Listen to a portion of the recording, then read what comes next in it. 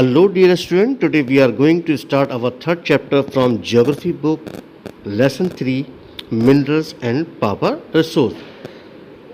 This book is taken from NCERT. So let's start beta. Minerals are naturally occurring substances that have a definite chemical composition. आप बेटा surprise हो रहे होंगे, ये हमारे book का पार्ट नहीं है, ये बेटा बुक की समरी है।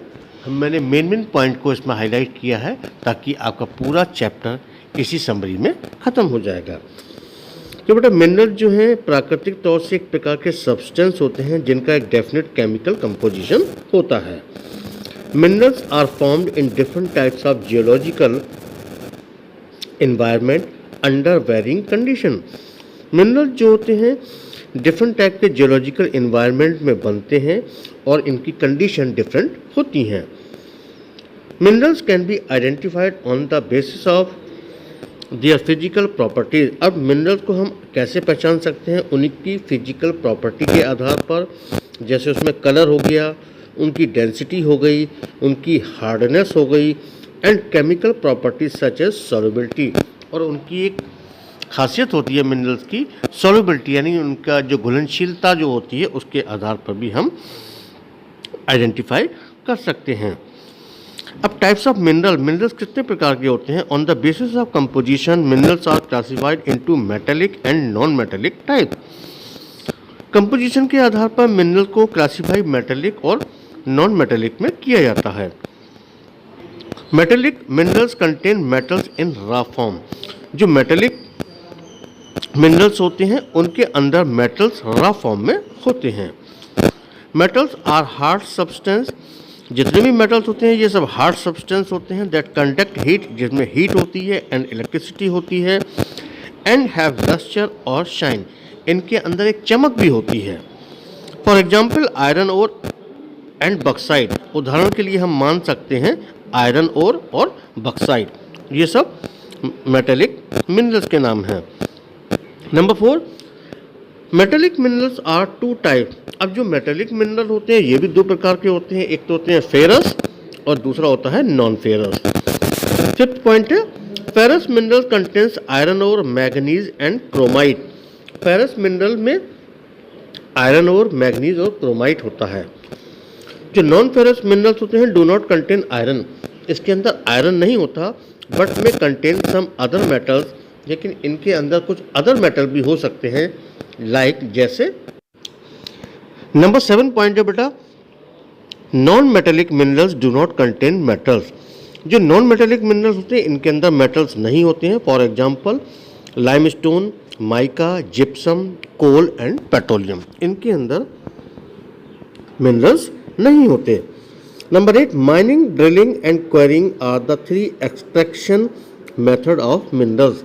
अब मिनरल को हम कैसे एक्सट्रैक्ट करते हैं, यानी कैसे निकालते हैं, कैसे बनाए जा सकते हैं, कैसे प्राप्त किए जा सकते हैं, जिनमें आता है माइनिंग, ड्रिलिंग और quarrying. Number 9 mining is the process of taking out mineral from rocks buried under the earth surface. Mining एक ऐसी प्रोसेस होती है जिनमें मिनरल को दबी हुई चट्टानों से निकाला जाता है जो कि धरती के सरफेस पर होते हैं। Number 10 the process of mining include 2 method.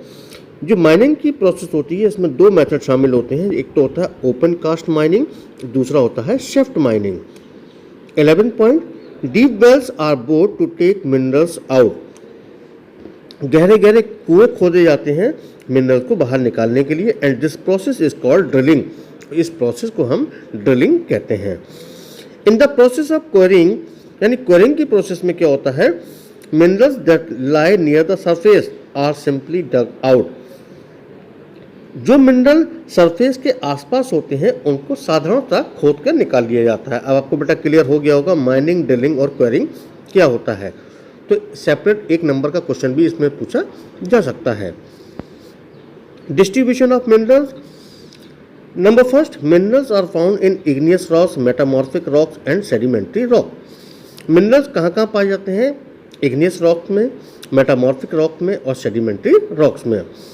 Number 2 iron और nickel, copper minerals are found in igneous and metamorphic rocks. Iron और निकल, कॉपर मिनरल जो पाए जाते हैं किसमें, इग्नियस और मेटमॉर्फिक रॉक्स में। Number third, limestone is found in sedimentary rock. Limestone sedimentary rocks में मिलता है। अब यूजेस ऑफ मिनरल्स क्या होते हैं? Some minerals which are usually hard are used as gems for making jewellery. कुछ मिनरल इतने हार्ड होते हैं जिनका इस्तेमाल ज्वेलरी बनाने में किया जाता है।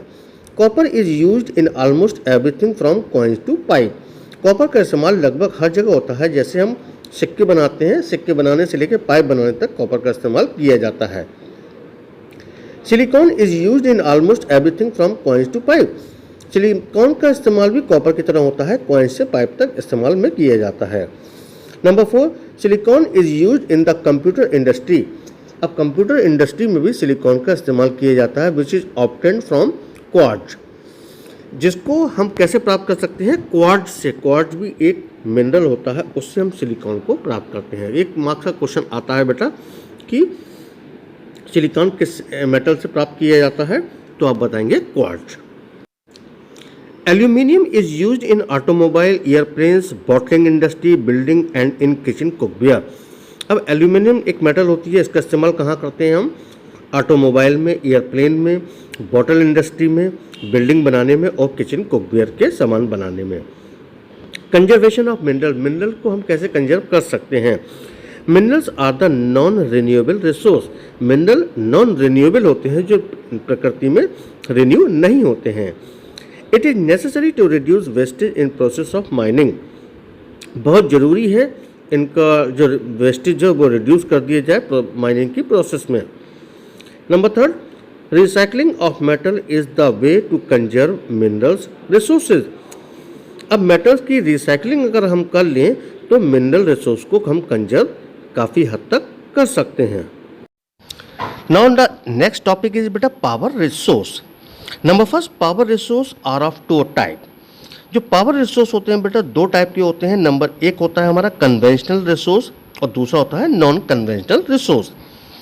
Number 2, we need power resource for industry, agriculture, transport, communication and defence. हमें पावर की ज़रूरत कहाँ होती है? इंडस्ट्री के लिए ज़रूरत पड़ती है, एग्रीकल्चर में ज़रूरत पड़ती है, ट्रांसपोर्टेशन में ज़रूरत पड़ती है, कम्युनिकेशन में ज़रूरत पड़ती है और डिफेंस में ज़रूरत पड़ती है। Our topic next is conventional source of minerals.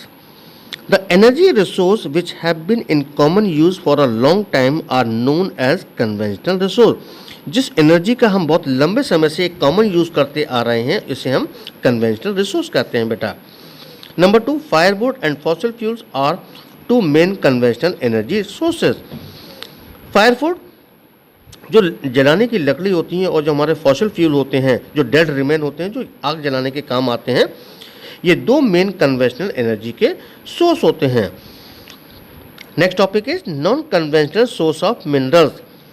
Non conventional source of energy are renewable. Non conventional source of energy जो है रिन्यूएबल होती है हमारी नेचर में। Solar energy, wind energy, tidal energy ETC are non conventional source of energy. ये जो 3 है, solar energy, wind energy, tidal energy, ये non conventional source of energy है। अगर एग्जाम्पल में पूछा जाए कि 2 या 3 एग्जाम्पल बताइए non conventional source of energy के, तो आप इसमें सोलर एनर्जी, विंड एनर्जी और टाइडल एनर्जी के बारे में लिख सकते हैं। So this is the end of our 3rd chapter from geography book. Video कैसा लगा बेटा, आप अपनी राय हमें जरूर बताएं और कमेंट करके अपनी प्रेजेंस को जरूर बताया करिए, इसमें कोई पैसा नहीं लगता। चैनल को सब्सक्राइब करते रहें ताकि आने वाले वीडियो की नोटिफिकेशन आपको टाइम पर मिलती रहे। मिलते हैं अगले वीडियो में, धन्यवाद।